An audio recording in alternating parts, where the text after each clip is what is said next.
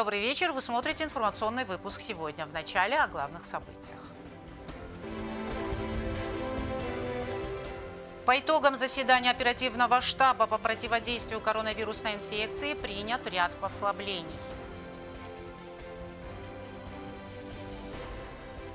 10 тысяч книг в подарок руководство представительства Россотрудничества с посольством Российской Федерации передали Министерству образования школьные учебники.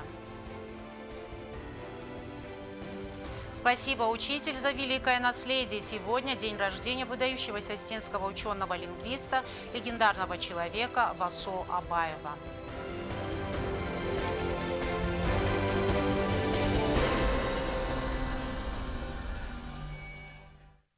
В красной зоне Республиканского многопрофильного медицинского центра Южной Осетии по данным на утро 15 декабря проходят лечение 69 пациентов. Об этом сообщает главный инфекционист республики Элеонора Джуева. В инфекционном корпусе РММЦ на сегодняшний день лечение проходят 39 пациентов, в здании детской больницы – 30. В палате интенсивной терапии находится 1 пациент. Еще один на неинвазивной искусственной вентиляции легких. За минувшие сутки в красную зону поступили 8 человек. Выписаны 4 на амбулаторное долечивание. Во Владикавказ на дальнейшее лечение эвакуирован 1 пациент. Под председательством президента Анатолия Бибилова состоялось заседание оперативного штаба по противодействию коронавирусной инфекции. Обсуждалась ситуация в целом по республике, вопросы лекарственного обеспечения и другие актуальные темы. По итогам обсуждения принят ряд послаблений. Но вместе с тем до 15 января продлены некоторые ограничительные меры. Подробности далее. Ситуацию за последние недели можно характеризовать как стабильную. Коэффициент распространения инфекции, еще один показатель, свободный коечный фонд, держатся на одном уровне, доложила главный санитарный врач республики Марина Кочева. Она также привела статистику распространения COVID-19. Всего ковид положительный у нас за весь период 2025. Выздоровевших у нас 1134.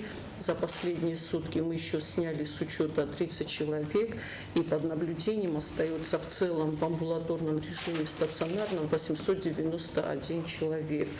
По данным Министерства здравоохранения, на утро в медицинских организациях оставались 82 больных, в том числе в городе Цхинвал, в инфекционной больнице 34, в детской больнице 31, из них 1 в реанимации.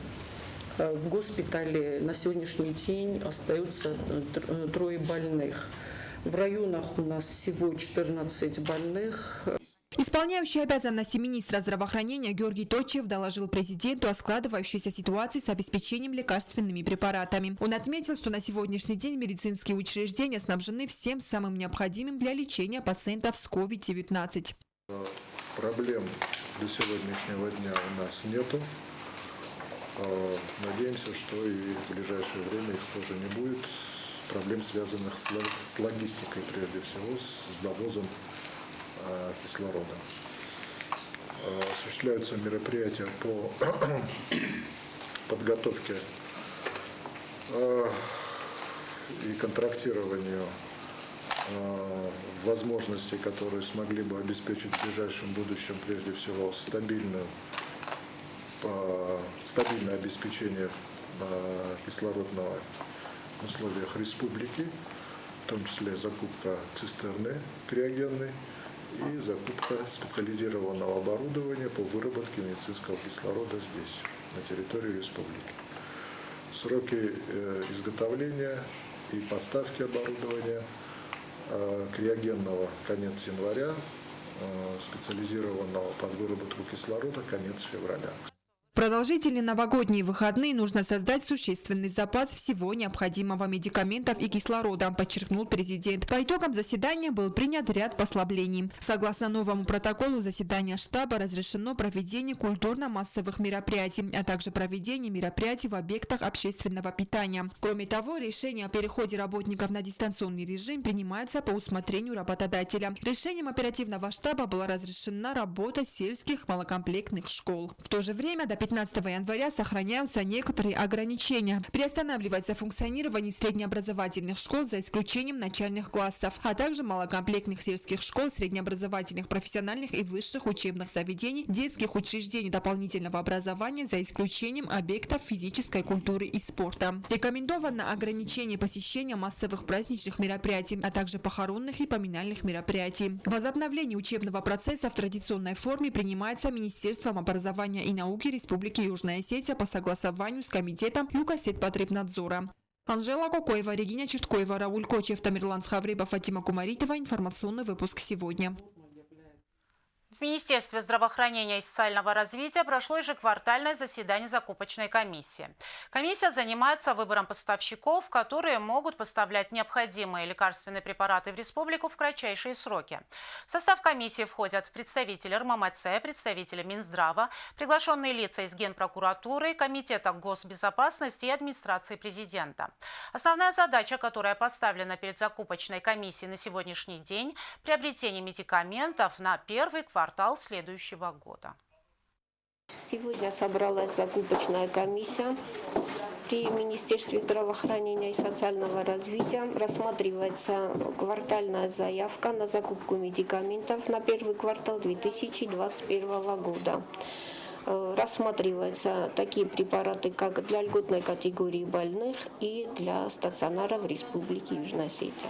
Определяются поставщики, еще не определены. Ждем окончания комиссии. Состоялась пресс-конференция главы государства Анатолия Бибилова. Главная тема – сложившаяся общественно-политическая ситуация в республике. По словам Анатолия Бибилова, сейчас самое главное – сделать все возможное, чтобы семья Джабиевых больше не стояла на площади зимой. На вопрос журналистов, готов ли президент встретиться с семьей Инала Джабиева, глава государства ответил однозначно. Анатолий Ильич, еще один такой вопрос. Будете ли вы еще встречаться с родственниками Инала Джабиева и с кем именно? Я всегда готов встретиться. Всегда. Если есть желание со мной встретиться, я всегда готов. Но те шаги в плане проведения следственных мероприятий, наказания виновных, мы все это делаем. Делаем именно по закону. Именно по закону. Вне закона мы ничего не сможем сделать. Тогда мы уподобляемся тем, которые вне закона или за буквой закона сделали то, что сделали. А уподобляться тем преступлениям и преступникам, конечно, мы не имеем права. Ни желания нет, ни хотения, и принципы не позволяют. Специальный репортаж о ходе конференции смотрите в нашем сегодняшнем эфире. Президент Анатолий Бибилов поздравил работников энергетической отрасли с профессиональным праздником. Глава государства выразил благодарность за добросовестный подход к исполнению служебных обязанностей, а также уверенность в том, что они и в дальнейшем будут прилагать максимум усилий для реализации социально значимых проектов. Анатолий Бибилов пожелал им крепкого здоровья, неиссякаемой энергии и дальнейших успехов во благо Родины. Наилучшие пожелания работникам энергетической отрасли в честь профессионального праздника адресовали исполняющие обязанности председателя правительства Геннадий Бекоев и председатель парламента Алан Тактаев. К другим темам. ЖКХ администрации Дзавского района практически завершила ремонтные работы здания Хоцеевской сельской администрации. Дело за малым – обустройство кабинетов. Коллектив Хоцеевской сельской администрации отныне будут работать в уютных кабинетах. Для сотрудников созданы комфортные условия. Летом жилищно-коммунальное хозяйство Дзавского района приступило к ремонтным работам. До этого помещения находились в плохом состоянии. Сыпалась штукатурка, деревянные полы в кабинетах прогнили. Окна и двери пришли в негодность. Но теперь зданию дана новая жизнь. Рабочая бригада ЖКХ администрации Дзавского района заменила старое кровельное покрытие, оштукатурила стены, сделала отделку потолка. На полу уложили ламинат и плитку, заменили и изношенную электропроводку. Хоце сельсовет бенот йогостар ритинг взаровара культадар я бохизандар უმაგასკია პლონა ბოხოსტუი ადმინისტრაცია ჯიუტანდრი მე плона магаска ЖКХ Кушета Сакост Бакуту. Из-за карантина у нас чуть было отставание по завозу строительных материалов, но уложились все же в сроки проведения ремонтных работ. Отремонтировали согласно сметной документации. Пока что сельская администрация временно функционирует в помещении, которое им выделили на время строительных работ в Фацеевской школе. Обновленное здание Фацеевской сельской администрации сдали в эксплуатацию в текущем месяце. В ближайшие дни перевезут рабочий инвентарь и жители будут обслуживать в просторных кабинетах. Анжела Кукоева, Александр Кочиев, Рауль Кочиев, Фатима Кумаритова. Информационный выпуск сегодня. В преддверии праздников сотрудники Югасетпотребнадзора ведут контроль качества мясомолочной продукции, завозимой из Российской Федерации и от местных предпринимателей. Для ее провоза через госграницу необходимо наличие определенных документов. К местным фермерам также имеются свои требования. Обо всем по порядку в нашем материале. В преддверии Нового года у службы Югасетпотребнадзора прибавилось работы. Как правило, к празднику все жители запасаются мясомолочной продукцией, в связи с чем объем такой продукции резко увеличивается. Часть завозится из Российской Федерации, а другая является продукцией местных фермеров. Чтобы у предпринимателей, которые завозят мясомолочную продукцию, не возникло проблем со сбытом и они могли беспрепятственно перевозить ее через границу Российской Федерации, необходимо наличие определенных документов. Я остановлюсь на 3 основных документах. Это первое — разрешение на вывоз с территории Российской Федерации поднадзорной продукции, выдается Россельхознадзором. Второй документ — это разрешение нашей службы, которое выдает служба Югосельхознадзор. Это уже разрешение на ввоз этой продукции на территорию Республики Южная Осетия. Оба эти разрешения выдаются в течение 1 дня, то есть никаких проблем с их получением нет. Третий документ, который необходим при ввозе продукции, это ветеринарное свидетельство. Их 2 формы. Форма номер 1 – это когда ввозятся живые животные, и форма номер 2 – когда ввозится мясомолочная продукция. Что касается местных предпринимателей, им необходимо при себе иметь ветеринарное свидетельство, форму номер 1, если они торгуют живыми животными, форму номер 2, если они продают животноводческую продукцию, и форму номер 4. Как подчеркнули в ведомстве, хотя бы одно из этих свидетельств обязательно должно быть в наличии. После того, как продукция поступает на территорию рынка или магазинов, ветеринарные специалисты службы Югасетпотребнадзор проводят ветеринарно-санитарную экспертизу. Если по результатам экспертизы специалиста нет никаких сомнений, то он оформляет так называемый корешок, талон ветсанэкспертизы, выдает его на руку на хозяина этой продукции. И, что немаловажно, после этого происходит маркировка мяса. То есть на мясе, грубо говоря, должны стоять печати овальной формы синего цвета. То есть только при наличии этих талончиков и маркировки мяса, которая подтверждает, что именно эта продукция прошла ветеринарно-санитарную экспертизу и признана годной для употребления в пищу людям без каких-либо ограничений. Заместитель руководителя службы Югасетпотребнадзор Майырбек Гучмазов рассказал, что ежегодно для сбыта мясомолочной продукции администрация города Цхинвал выделяет специальные территории под торговые места. Это рынок номер 1, номер 2 и территория винзавода. Однако, несмотря на эти правила, некоторые граждане сбывают свою продукцию на улицах или во дворах, не соблюдая при этом элементарных санитарно-гигиенических норм. В связи с этим Майырбек Гучмазов обратился к жителям с просьбой перед покупкой продукции спрашивать у продавцов ветеринарные свидетельства. Я хочу обратиться к жителям республики. Перед тем, как покупать такую продукцию, любую продукцию, это относится ко всей продукции, вы имеете на это законное право. Пользоваться этим правом, спрашивать, требовать даже у этих продавцов, чтобы они вам показали вот эти ветеринарные свидетельства. Вот только в таких случаях вы можете покупать эту продукцию и быть уверены, что она безопасна. По словам Майырбека Гучмазова, сотрудники службы регулярно проводят работу с предпринимателями и уведомляют их о необходимости этих процедур.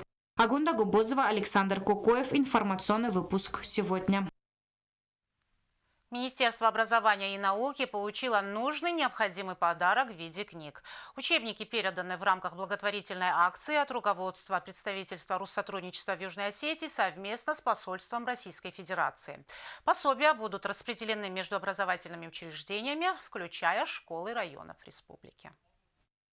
Руководство представительства Россотрудничества в Южной Осетии совместно с посольством Российской Федерации в Республике Южная Осетия в дар Министерства образования и науки Республики преподнесло комплект книг «Школьные учебники». Общее количество книг составило около 10 тысяч. Благотворительная акция проходит в рамках федеральной целевой программы «Русский язык». Что бы я хотел отметить отрадно в этом году?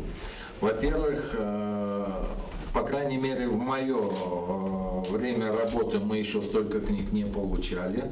А во-вторых, я хочу сказать, что благодаря поддержке посольства и благодаря работе Россотрудничества в этом году мы получили учебники не только по русскому языку и литературе, мы получили учебники по многим, вот здесь есть и математика, здесь и история, и я знаю, есть и химия, и физика.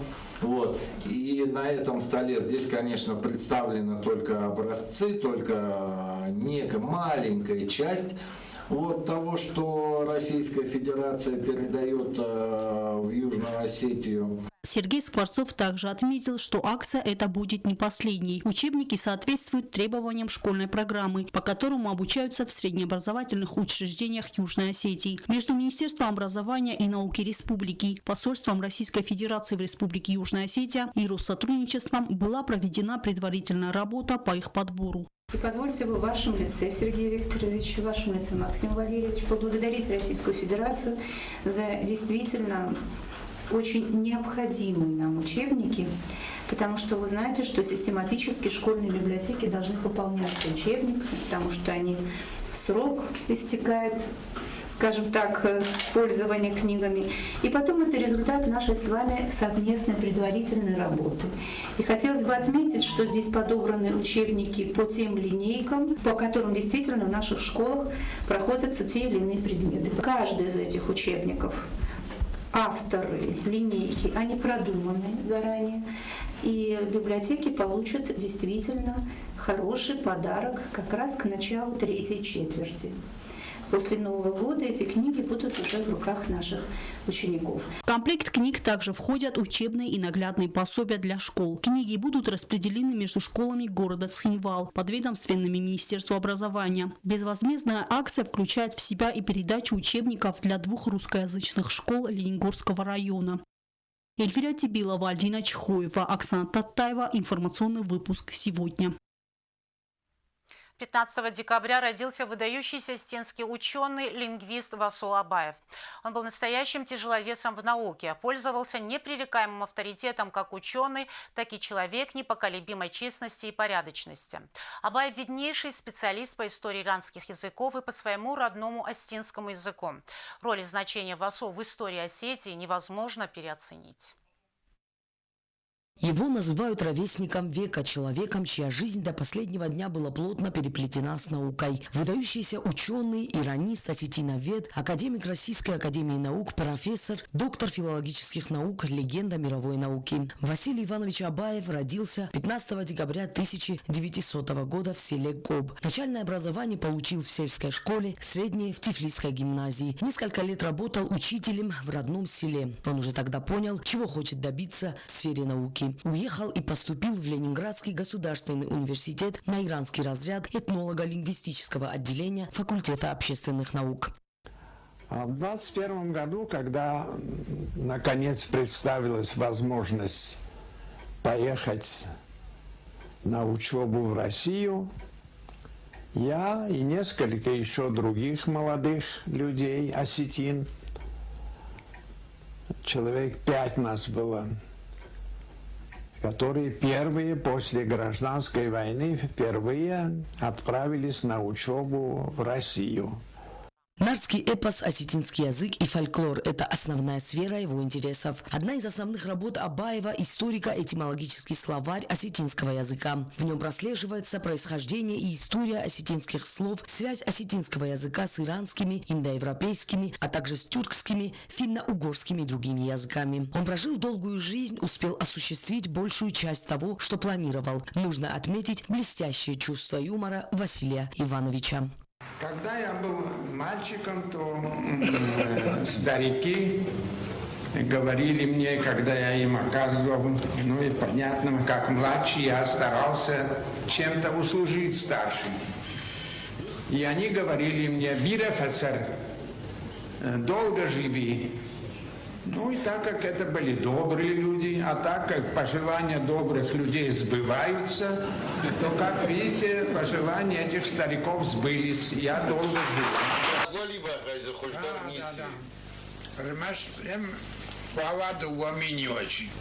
И у меня танцар, и на меня зачин. Я вздумал меня чем нет равного осетинским пирогам.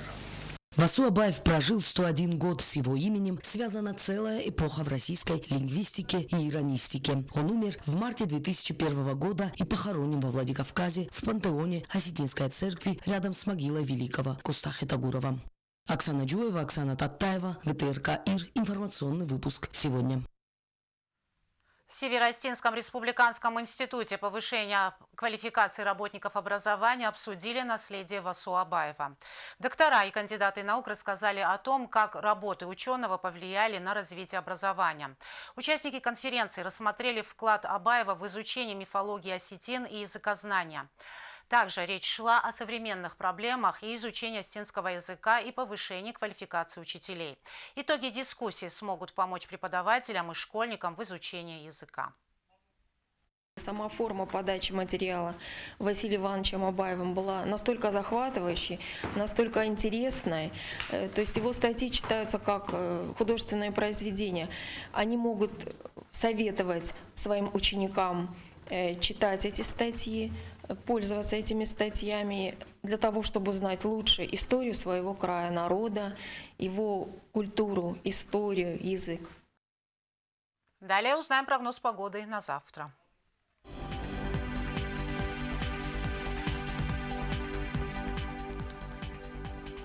По всей республике переменная облачность, дождь. В Знаурском районе днем 6 градусов тепла, ночью плюс 2. В Цалском районе днем плюс 5, ночью нулевая температура. В городе Квайса возможен снег, днем плюс 2, ночью минус 1. В Лениногорском районе днем плюс 6, ночью плюс 2. В столице республики в Цхинвале днем 5 градусов тепла, ночью плюс 1. На этом наша программа подошла к концу. Я Ирина Джиоева. Желаю вам всего доброго и до свидания.